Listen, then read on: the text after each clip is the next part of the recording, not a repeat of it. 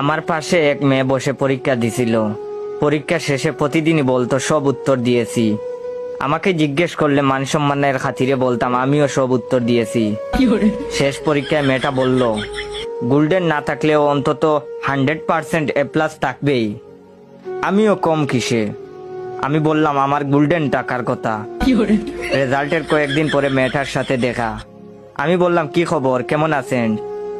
রেজাল্টের খবর কি? সে বলল ভালো আছি, A+ আসছে। আপনার কি খবর? আমি বললাম আপনার মতোই, বাস্তবে কিন্তু আমি ফেল। তো বললাম কোথায় ভর্তি হবেন? সে বলল আশা তো আছে ঢাকা বিশ্ববিদ্যালয়। আপনার? আমি বললাম ইনশাল্লাহ বুয়েট অথবা বুটেক্স।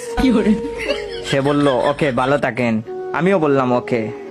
দুঃখের কপাল, পরের বছর আমি পদার্থ বিজ্ঞান আবার পরীক্ষা দিতে গিয়ে দেখি সেই মেয়েটা আমার আগে এসে বসে আছে পরীক্ষা দেওয়ার জন্য।